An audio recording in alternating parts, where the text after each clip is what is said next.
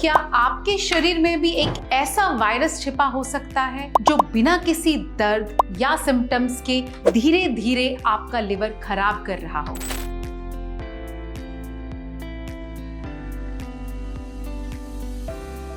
नमस्कार, मैं doctor Sheetal Rajdan, clinical consultant, Felix hospitals, Noida. सोचिए, अगर आपके शरीर में कोई ऐसी बीमारी हो जाए कई सालों तक बिना किसी दर्द और बिना किसी बड़े सिम्टम्स के आपके सबसे जरूरी अंग यानी लिवर को नुकसान पहुंचाती रहे, तो क्या होगा? यही वजह है कि हेपेटाइटिस बी को कई बार साइलेंट किलर कहा जाता है। सबसे हैरानी की बात यह है कि दुनिया भर में करोड़ों लोग हेपेटाइटिस बी के साथ जी रहे हैं, लेकिन उन्हें खुद नहीं पता कि वे वायरस से संक्रमित हैं।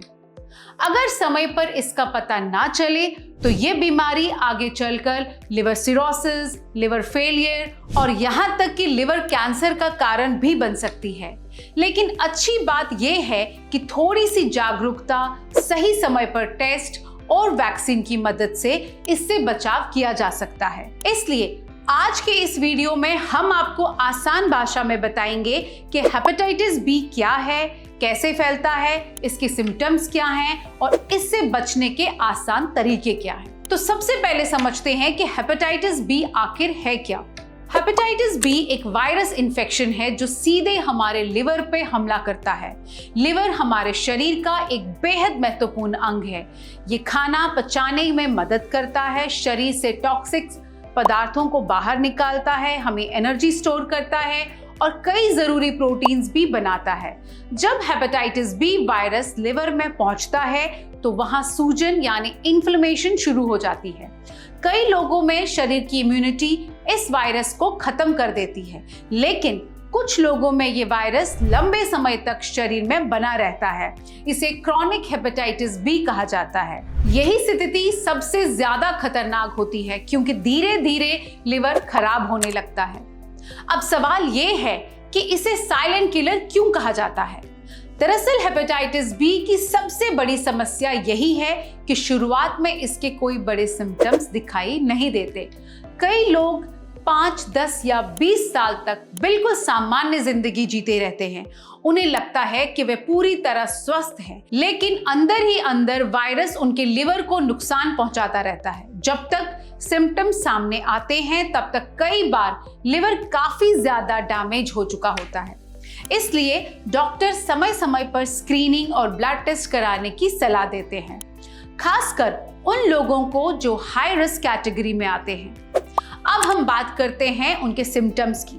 शुरुआत में कोई सिम्टम नहीं भी होता है, लेकिन जैसे जैसे बीमारी बढ़ती जा रही है शरीर कुछ संकेत देने लगता है, जैसे बार बार थकान महसूस होना, भूख कम लगना, जी मिचलाना या उल्टी आना, हल्का बुखार रहना, पेट में दाहिने हिस्से में दर्द या भारीपन महसूस होना, आंखों और त्वचा का पीला पड़ जाना जिसे जॉन्डिस कहते हैं, और यूरिन का रंग गहरा हो जाता है। कुछ लोगों को शरीर में खुजली की समस्या भी हो सकती है। अगर ये सिम्टम्स लगातार बने रहें तो इन्हें बिल्कुल भी नजरअंदाज नहीं करना चाहिए और तुरंत डॉक्टर से सलाह लेना जरूरी है। अब सबसे जरूरी सवाल है कि हेपेटाइटिस बी फैलता कैसे है। सबसे पहले एक बात साफ कर दे कि ये बीमारी हाथ मिलाने, गले लगाने, साथ बैठने, खाना खाने या पानी पीने, खांसने या चीखने से नहीं फैलती है। हेपेटाइटिस बी संक्रमित ब्लड के कांटेक्ट से, यूज सिरिंज या नीडल इस्तेमाल करने से या अनप्रोटेक्टेड सेक्स से, टैटू या पियर्सिंग के दौरान अगर साफ इक्विपमेंट का इस्तेमाल ना किया जाए तो, और संक्रमित मां से बच्चे में डिलीवरी के समय फैल सकता है।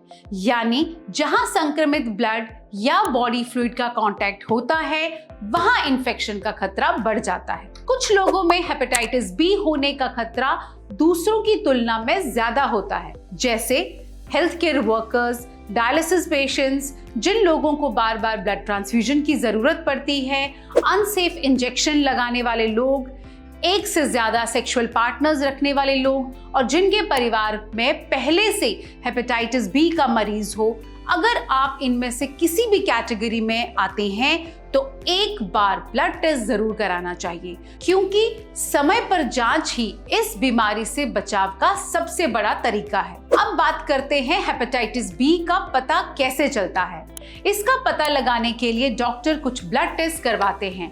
उन टेस्ट में ये पता चलता है कि शरीर में हेपेटाइटिस बी वायरस मौजूद है या नहीं। अगर जरूरत हो तो लिवर फंक्शन टेस्ट, अल्ट्रासाउंड या दूसरी जांच भी कराई जा सकती है। इसलिए खुद से कोई भी मेडिसिन लेने की बजाय हमेशा डॉक्टर की सलाह माननी ज्यादा बेटर है। बहुत से लोग सोचते हैं कि हेपेटाइटिस बी होने का मतलब जिंदगी खत्म हो गई, लेकिन ऐसा बिल्कुल नहीं है। अगर समय पर बीमारी पकड़ में आ जाए तो कई मरीज सामान्य जिंदगी भी जी सकते हैं। कुछ लोगों में वायरस अपने आप खत्म हो जाता है, जबकि क्रॉनिक हेपेटाइटिस बी के मरीजों को डॉक्टर जरूरत के अनुसार एंटीवायरल मेडिसिन देते हैं और समय समय पर लिवर की जांच भी कराई जाती है। सबसे जरूरी बात यह है कि बिना डॉक्टर की सलाह के कोई भी मेडिसिन शुरू या बंद नहीं करनी चाहिए। अब बात करते हैं बचाव की। हेपेटाइटिस बी से बचने का सबसे असरदार तरीका है इसकी वैक्सीन। ये वैक्सीन बच्चों और बड़ों में दोनों के लिए उपलब्ध होती है। अगर आपने अभी तक वैक्सीन नहीं लगवाई है तो डॉक्टर से सलाह करके जरूर लगवाएं। इसके अलावा हमेशा डिस्पोजेबल सिरिंज का इस्तेमाल करें। रेजर, टूथब्रश और नीडल किसी के साथ शेयर ना करें। सेफ ब्लड ही चढ़ाएं। टैटू या पर्सिंग हमेशा सर्टिफाइड सेंटर से ही कराएं। सेफ सेक्स प्रैक्टिस अपनाएं और अगर परिवार में किसी को हेपेटाइटिस बी है तो बाकी सदस्यों को भी जांच और वैक्सीनेशन करानी जरूरी है। तो दोस्तों, हेपेटाइटिस बी एक गंभीर बीमारी जरूर है, लेकिन इससे डरने की नहीं बल्कि जागरूक होने की जरूरत है। अगर समय पर टेस्ट हो जाए, सही इलाज मिल जाए और वैक्सीन लगवा ली जाए तो इस बीमारी से काफी हद तक बचा जा सकता है। याद रखिए, लिवर हमारे शरीर का साइलेंट वर्कर है। जब तक ये ठीक रहता है हमें उसकी अहमियत महसूस नहीं होती, लेकिन जब लिवर खराब होने लगता है तब पूरी सेहत प्रभावित हो सकती है। इसलिए अपने लिवर का ध्यान रखें, नियमित हेल्थ चेकअप करवाएं और किसी भी सिम्टम्स को हल्के में ना लें। बिना देर किए फेलिक्स हॉस्पिटल में इस दिए गए नंबर पर अपना अपॉइंटमेंट बुक कराएं। अगर आपको ये जानकारी उपयोगी लगी हो तो वीडियो को लाइक करें, ज्यादा से ज्यादा शेयर करें और दूसरे लोग भी हेपेटाइटिस बी के बारे में जागरूक हो सके। ऐसे ही आसान और भरोसेमंद हेल्थ जानकारी के लिए हमारे चैनल को सब्सक्राइब करना ना भूलें। धन्यवाद। हेल्थ से जुड़ी ऐसी कई और जानकारी के लिए फेलिक्स हॉस्पिटल के YouTube चैनल को सब्सक्राइब करें और अपने सवाल कमेंट बॉक्स के जरिए हम तक पहुंचाएं और डॉक्टर की अपॉइंटमेंट के लिए दिए गए नंबर 9810455953 पर संपर्क करें।